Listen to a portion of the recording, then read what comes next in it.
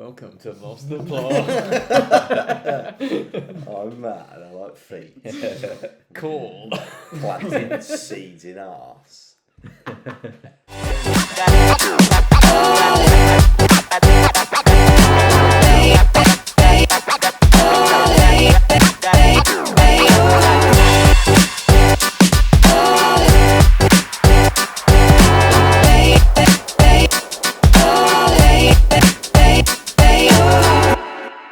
Good morning, good evening, good afternoon, and welcome back to another Lost the Plot video again. Yes, it is all four of us round a table, and this time we are going to round a square table. Figure that fucker out.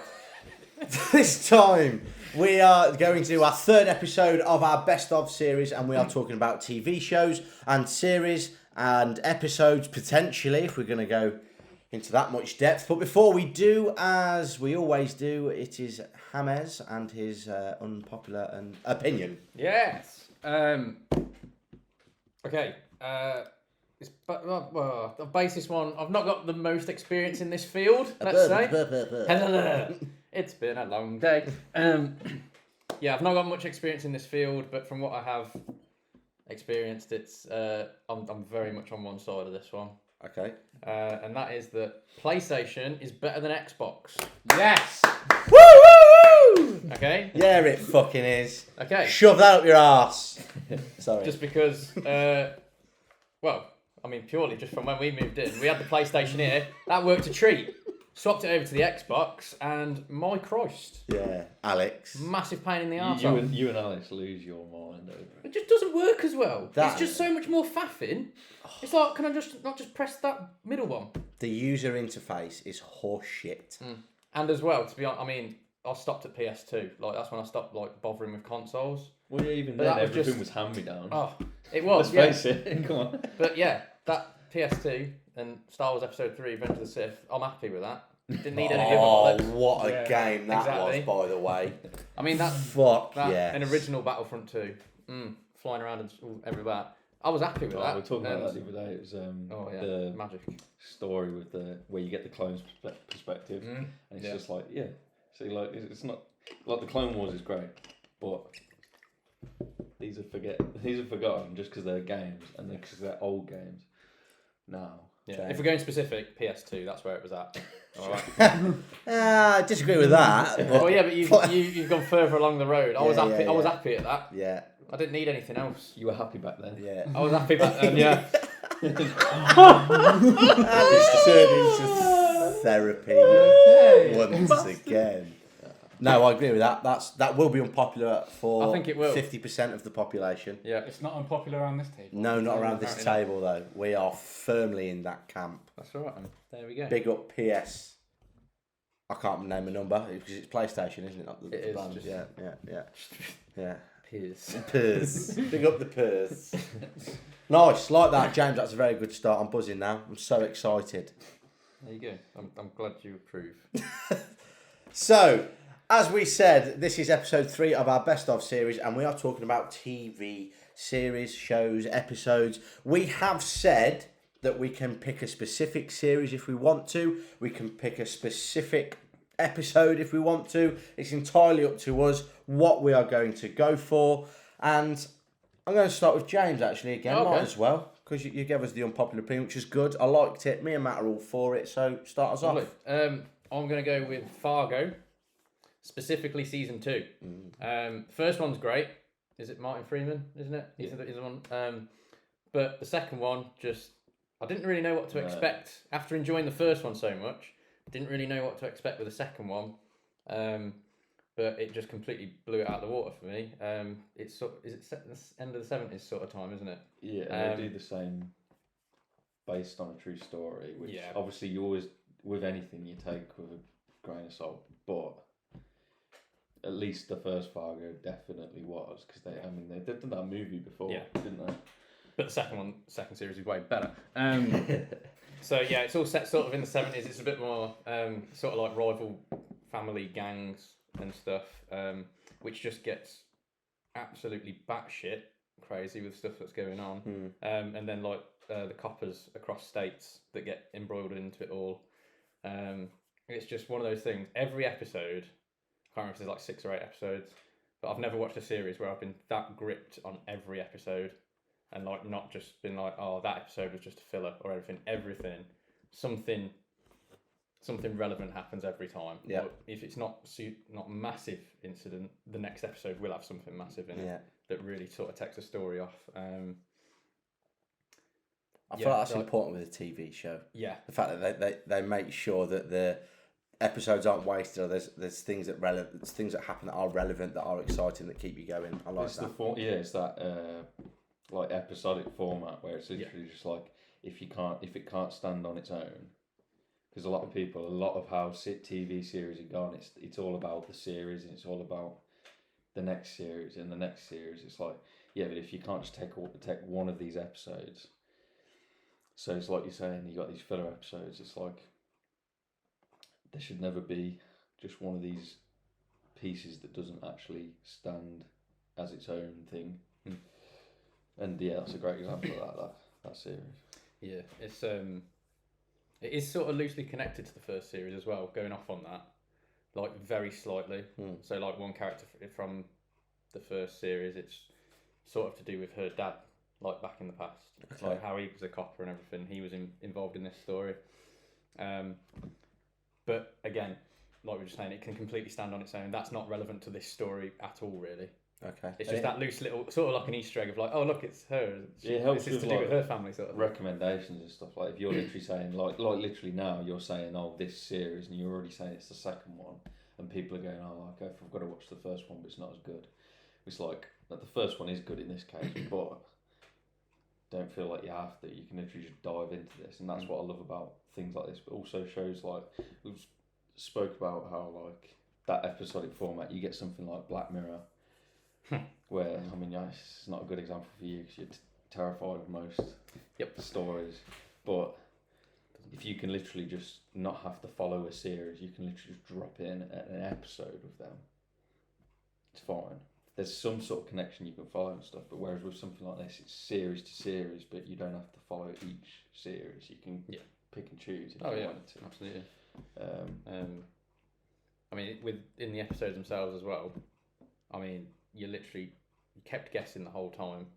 It could literally go either way at different points. It's like, oh, okay, these guys are getting ahead now, and then they'll throw you some sort of curveball. What genre is it? Because I've never watched Fargo. It's crime drama, yeah. But crime drama. I mean, it has some fucking hilarious little bits in it, which genuinely have you in stitches. But they're just dripped in just right. It's not silly. They don't play up to anything. I was just about to say, does it get to the extent? Silly, but that's what's great about the whole true story thing. 'Cause especially with the first one, you know that there is actual real events it's based on. Yeah. Where then they make a point of saying we're not, like they're not trying to belittle or not trying to like attach it to these real people in the sense that we're trying to regurgitate this horrible thing that happened to them.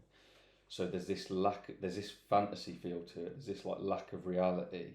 Even though the stuff that you're actually experiencing and seeing is actually real events. So it's enough to get you in that space. But it's not daft, it's not stupid, it's not childish way of doing it. Also, the cast is perfect. Go on, give us some names, reel them off. I'm going to have to throw some out. So your main sort of, I'd say the main character sort of is Patrick Wilson. He is incredible. He is amazing. Nick Offerman's in there for a little bit. Jesse Plemons and Kirsten Dunst, they've got their own little sort of side story. That Jesse Plemons guy, like I always forget his name, but he's literally like he plays similar characters and stuff, but he's great. Yeah. Kirsten Dunst, yes, she's annoying. She's brilliant. It's like the character she plays in this, she's so good at being annoying. Plays the most awful. Like she's annoying in a brilliant at it though. Fucking hell. She's supposed to be annoying type. Absolutely. It's probably why she nails it so well. Who's the other ones that are brilliant? Ted Danson. Bokeem Woodbine is one of the. His character is one of the best characters on TV. Kristen Milotti as well. She's amazing as like the sort of mother, isn't she? Yeah, I mean that her whole little thing. I was just like, She's like Patrick Wilson's wife, and she's brilliant. Their whole little family dynamic thing they got going on, and everything they're sort of going through is brilliant. What's the other one? What's her name? Jean Smart. She's like one of the heads of the family, or one of the families. Sorry, she's brilliant. And There's a lot of people. There is a lot. In it. Jeffrey Donovan as well. Actually, he's a standout because. He's character. You got. He's one of those, I don't want to ruin it by saying literally, too they're much all about him. fairly significant, and you feel like, this is. Colin just Hanks is in there as well. Bless him. Martin Freeman. Colin Hanks. Yeah, he's good. He's very good. Shit, that is a lot of people. There is. And again, they all stand out in their own little way. Yeah. It doesn't matter how. Yeah, it's not wasted. Like, absolutely. Yeah. They've all really played their part in the story. As little as it might be, they all have that little standout bit. And it's one of those as well. Even the characters you're supposed to hate, you can't help but just love them. Yeah. Sometimes, like there's some of them they're absolutely despicable characters, but oh my god, they're so brilliant, and the way they act it. Oh my god, it's just quality. But the names you've just reeled out, I mean, good TV shows and good films are obviously enhanced by good acting. If the acting's shit, then the film's not going to be very good. And the names you've just reeled off, like unreal actors, so it's bound to be good. I just can't fault any of it, really. I like it, James. That's a great start. James's pick, Fargo, more specifically, it's season 2. The whole lot of it. The whole lot. I like it. I like it. Matthew, let's go to you, good sir. I was between two because I wanted to I wasn't sure where we were going to go. Just like my favourite season I've watched, because it's going to be Game of Thrones, right? But it's only season 1 through 4. After that, it's a shit show. Because that's actually all I've watched so far. I was just saying earlier. Well, I watched some of 5. But... I can't promote the last 2, especially, and say that's on the best of TV series. But my consistent show was Vikings, but I won't talk about it. I'll talk about Game of Thrones because the first 4 seasons is, for me, it's peak television. It's pretty much everything what James described, but in Game of Thrones with unbelievable characters, the character development, they all get their own bit. There's no good or, well, there is a good or bad side, but there's no, like, it doesn't affect the story in that way. So just because they're good doesn't mean they're going to win in the end, sort of thing. It keeps you on your toes of who's going to lose, die, you know. Anything can happen. Triumph in it. Yeah. You never know. You're always on the edge of the seat of, like, you obviously root for certain characters, so you're so afraid that they're going to, you know, in a split second just end them like that. But I'd like that characters get punished for their mistakes in the show. Like, most TV shows will have a character do something dumb, and nothing will matter from it because they're the main character. Whereas in this, if they fuck up, there's something happening. They done fucked up, boy.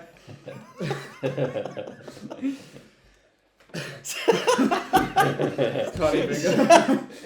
Sorry.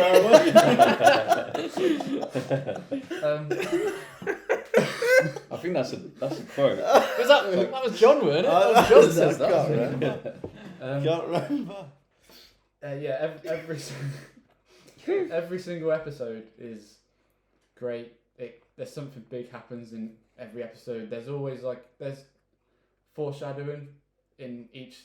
When you go back and watch it again, you realise that when the big moments happen, they've been teased the whole time, but you don't realise it properly until upon rewatch or thinking about it. And I think that's just great writing in television, and I just think that there's the action in it's unreal as well. Like when there's not too much action, but when there needs to be action, I feel like I've not watched it fully, but I've seen clips, and I feel like the big moments are fucking massive. Yeah. Like they're so hard hitting that it's like all this build up to these points, and they live up to the hype and the build up of it. Like I can't remember what clips that I've seen, but just these big battles or these fucking moments of just sheer what is going on. Yeah, the scale of the scale is more towards the later end of the show. Yeah. But even in the first 4, there are moments where they have these epic scale. They just live up to the hype. Yeah, the fact that it's not either or, the fact that it's not all build up, and the fact that it's not all about these big moments. because a lot of that, and I think that's how some of these series are going, and maybe how that went in the end, where all they were living up to, all they were doing was trying to get to these big things, these moments, these resolutions, these stuff like that. When in actuality, especially with an adaptation like that, you're literally trying to adapt a massive story from writing from a book into these episodic formats, and that comes back into this whole idea of episodes. You could watch an episode of that just because you love that particular episode. You don't have to. It doesn't have to just be a part of this long story that you just had to watch to get to the end. Yeah, and the best parts of this show are the character dialogue. The pest. The best parts of the show are the character dialogue scenes. They're just, every scene has weight to it when they're talking to each other. They're just it's scheming and plotting about over the throne, and that stuff. They lose that later on in the show, and I just love the acts of just scheming behind each other's back, or like they say stuff to each other for a reason of saying it. Like there is I don't know. It's just you can just watch a scene between two characters and just feel like engaged in it and never feel bored. And I feel like at the minute, that's sort of, I'm talking from my point of view, that's what drags me into films, interesting dialogue between characters, and even TV shows now, because it's so important. And if you can watch a conversation between two characters and feel so engaged with it, then the action parts are an added bonus, the big moments are an added bonus, and then tension comes from that. And I feel from the bits that I've seen, that does that very, very well. Just two people talking in a fucking room, but it's so compelling to watch. And it's like I'd never, I always like sacked it off as like, I'll probably never get around to watching that, and then just sort of accidentally stumbled over watching it. Like I think we were around our mate's house, weren't we, and it was just on, and I was straight away, like even just like the conversations and that, I'm just completely hooked straight away, and it really surprised me that I was, because I'm usually not that bothered about them sort of things. And that was it then. I was like, I've got to watch the rest of this series and carry on. And I feel like if no one mentioned that, there would have been uproar from anybody that watched this saying, "Man, you fucking kind of things."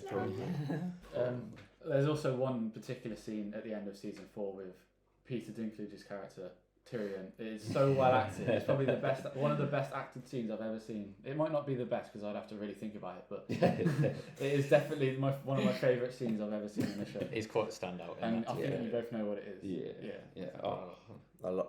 I like that. I like it. Fargo season 2, Game of Thrones 1 to 4. I'm going to go next. And it was originally going to be The Boys on Amazon Prime. It was recommended to me by Connor Lacey. Big up. Which is brilliant. I know you've watched it. I don't think you two have you? It's excellent. Yeah. But then one of you reminded me of the best thing that's ever been released on anything, anywhere, at any time. We'll happily agree with you on that as well. And it's the Netflix original Daredevil. Fuck me. The best thing that's come out of Marvel. That's probably a bold statement, but I'm putting it up there. Yeah, but then when you try and think about it, you probably end up going to confirm. Oh, it's quality-wise, it probably is. Oh, quality! It just consistent. Oh, it's amazing. The tone, it's gritty, it's dark, and even though it's street level, the stakes seem so fucking high in everything, and it's brilliant. The characters are so well written and so well developed. Charlie Cox is an absolute god for playing Matt Murdock so well, in the sense that you wouldn't believe that man could see. Like, the performance is incredible. That is a good point. The action sequences are brilliant. The fact that you see Matt Murdock as well, and actually love Matt Murdock's character as well as Daredevil's character, and that battle between the two, deciding when's important. Similar to Batman sorry Matt, I've just whacked you. Similar to Batman in a sense, where he's sort of got to decide which one's needed when, who's his disguise, who's his actual real person. Kingpin. That's it. Done. You need not say more on that. Kingpin is absolutely incredible. The fact that threatening, genuinely terrifying on screen, isn't it? And it's just this this aura That around presence him. of him. Yeah, that Jesus Christ. it's absolutely amazing. Even the scenes with the Punisher, Oh. where he's in prison and he just the Punisher's absolutely tanked all of these 30 people, and then Kingpin just goes, "No, fuck off. There you go. Have that, Pinkin. Sit down. Shut up, Pinkin." Oh, it's just amazing. I love it to bits, and the fact that they've actually used source material so very well. They've obviously changed it, but they've not deviated much from the actual original comic book stories, which I think it's why it was so good. Even the little end cutscenes and things like that. I think Series 3 ended with Bullseye getting his metal spine, which hyped me the fuck up, but then obviously nothing happened with it because it got cancelled, and then Disney Plus went, gimme. Spider-Man No Way Home, whack that in there. Kingpin, Kate Bishop, Hawkeye, whatever the fuck that was called. But it was just amazing. I loved it so much, and I feel exhausted now. Out of all those Marvel series as well, that was the one where all 3 series were consistent. Because I think Jessica Jones, first series was great, second series was shocking, third series pulled it back a bit. Alright, Punisher was great all the time. Yeah. And then Iron Fist was shit. I hated it. Luke Cage, series 1 was good. Series 2 was brilliant.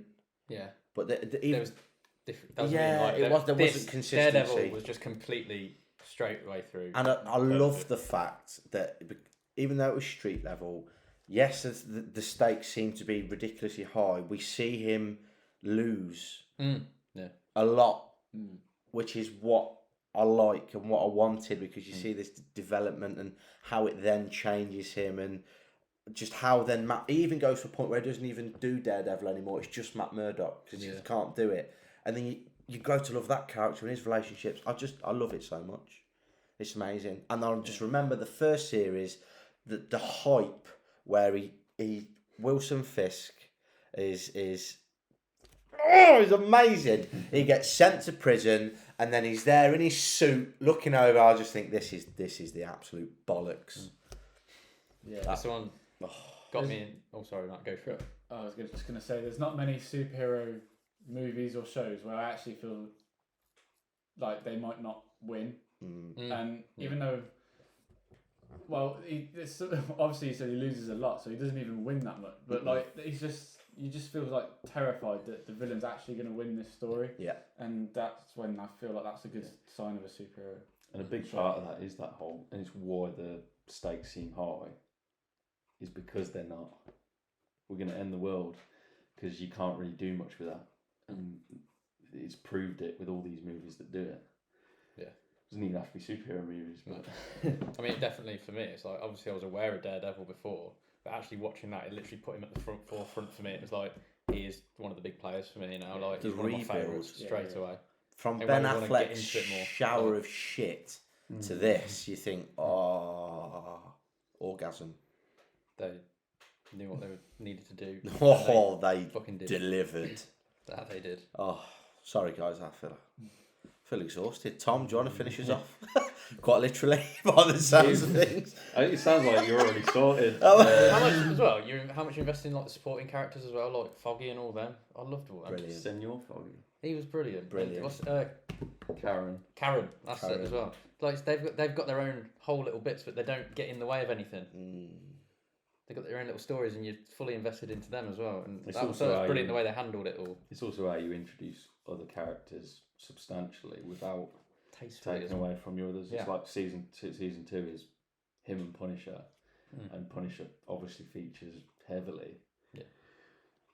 But it never seems like it's not a Daredevil TV series. Exactly. Yeah. I mean, no one's treading on each other's exactly. toes. We went to Doctor Strange. Best thing was Wanda, but you know it's Daredevil, and it's got that imprint of this is Daredevil. This is a tone. This is the character, and it's excellent.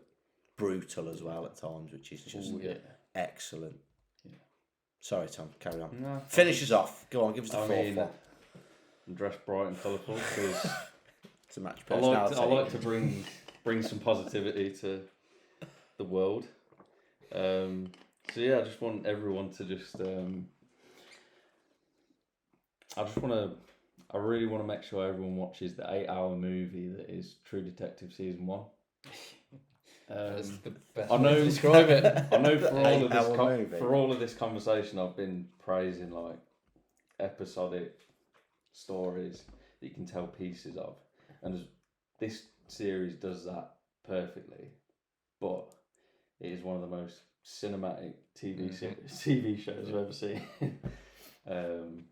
It's basically just stunning. It's a crime drama, but you've just got this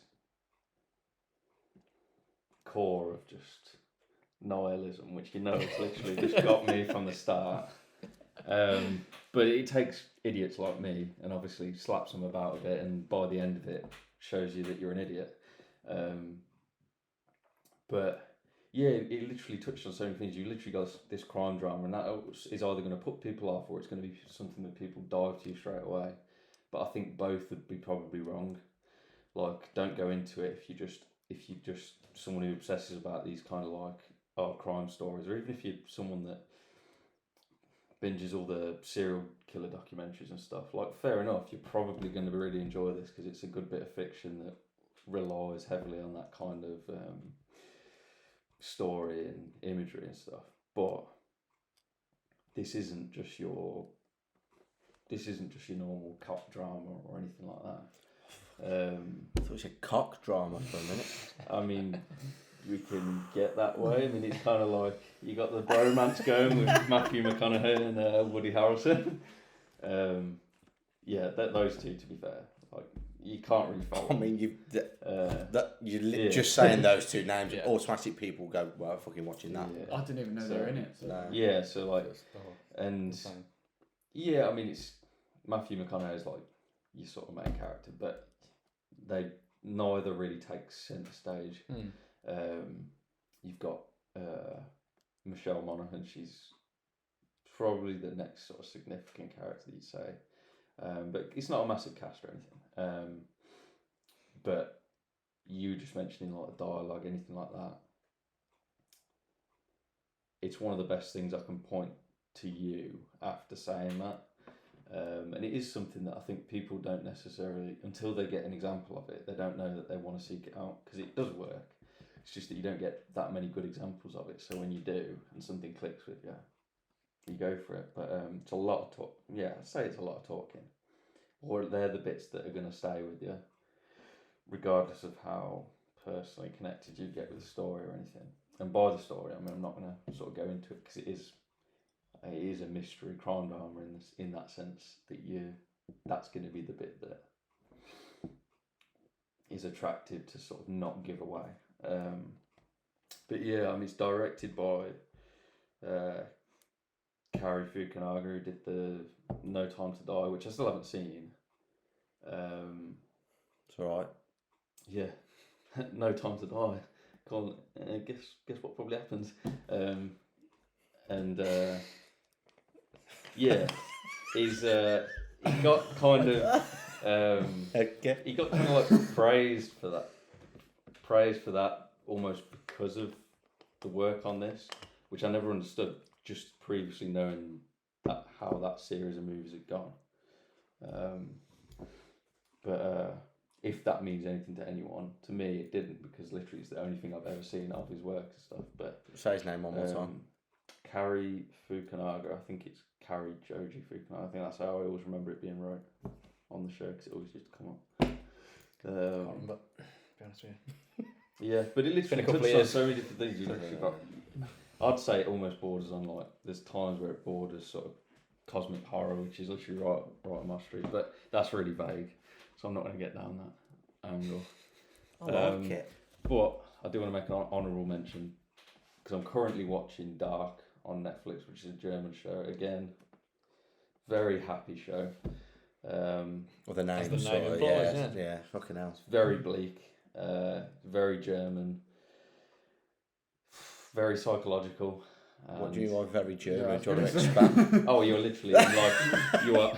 It is German for a start, and it is set. Sold. That is very German. So that is literally like done as there. It's gonna put again. It's gonna put some idiots off watching it, but it's literally set in like a small, semi-rural German town. So very German. Yeah, it's literally just pure sci-fi, horror, psychological. Is that like if something took place in London, you'd be like, that's very England, that? Is that... Yeah, I mean, we saw some Morris dancers the other week, and yeah, that's about as I don't want to go anywhere near that level of English. Yeah. So yeah, I think it's a good way of describing things. People know what they're talking about. I like it. Yeah. I feel like we've got four very good series, and our best of TV series. You can't get much better than the 4 that we've just threw out there, can you? Really? So suck on that. Unless you want comedy TV series. And then No, it must fuck that. I'm fed up of comedy TV series. Oh, wow. Well, they were my other 2 choices that I was I'm trying to think of one that's comedy TV series. What's one? What, just any old comedy? Oh shit! Yeah, I forgot. I was going to go IT Crowd or Toast to London because that's all I ever watched. Never watched that. You said that's really good All though. the IT Crowd, isn't it? It's one of my favourite things I've ever watched. That's not a serious show. Well, you've clearly just. That's my honourable mention. Set There you go. Yeah, no, I take that back. Actually, yeah, I've gone. That's too the majority of balls deep stuff that I usually watch, to be honest. there. Yeah. No, okay, I take that back. Comedy TV shows are actually quite good as well sometimes. Sorry, James. It's Got a bit. I'm still a bit. Actually, I'm going to throw another one in there while I'm in thinking about it. White Gold. Off Yeah, BBC that's Two. good. Yeah, That yeah. is one of like I don't know. That is good. You have to watch. That's that. one worth mentioning because it's one for just everyone. Where it's Yeah. like it slips under the radar in the sense that it's like if you want like a British comedy that isn't just constantly shown in your face, seek that one out. Yeah. No, I like it. Boys, smash that. I like it a lot. What we could do actually is watch each other's series, maybe potentially have a little gander, have a little review, little feedback, little come together. We'll get through the end of Game of Thrones eventually. Well, I've seen 1 to 4. I've seen the ones that you said yeah, about. yeah. 4, it's like we're sorted. We've now. done that. 5, 6, you can watch them. Yeah. There's 7, 8, and... All right. It's up to you whether you want to ruin it for yourself. I've seen Daredevil. That's fantastic. Oh, Yeah, don't start. I've already ejaculated. we all need to rewatch. I think. Yeah, let's do it. That sounds great, and yours sounds great as well. Just a question on it. Would you rather another Daredevil series or an actual full-blown movie? Leave it where it is. Yeah. Fair play. No. Leave it where you it don't is. want it touched at all. No. Okay. Why? What's the Sorry, point? I'm not going to carry on. What? No, fuck it. They We're having probably it are. because what Marvel and what people get too carried away with is over developing things and overusing people. Those 3 series are perfection. Yeah. Like just TV gold, the best thing ever.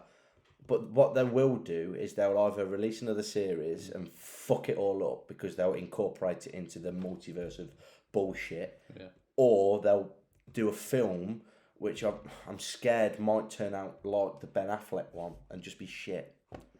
So you just mentioned Bullseye. Yeah. Well, he was teased at the end of the so I don't So it's still sort of in the pipeline. Just being like, oh, we've got stuff to work with. Yeah. But yeah. Yeah. I was just curious. Leave it where it is. Fuck it. I'm See happy where with you this stood on it. cameo. That'll do now.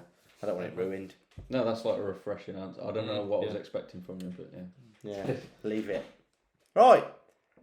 Comment down below if you've got a TV series that we've not mentioned that you think we should watch or that you think we would enjoy.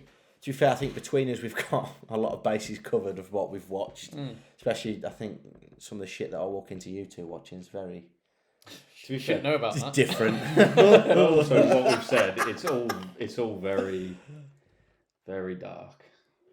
Oh yeah, we don't want light and cheerful. Let's throw another one in. X-Files. We've started that again recently. Twin Peaks. Go. That's the sort of shit we're into. Just mad shit, weird shit. Right, Go for it. comment down below anything that you think we should watch or any series that we've not mentioned that you think are absolutely brilliant. We hope you've enjoyed this 3rd episode of our best of. We've enjoyed it. It's been nice. It's been refreshing. And yeah, follow us on Instagram. Have a gander on Facebook. Even have a cheeky look on TikTok if you've got any time. You might like it. Right. See you later, everybody. Au revoir. Bye.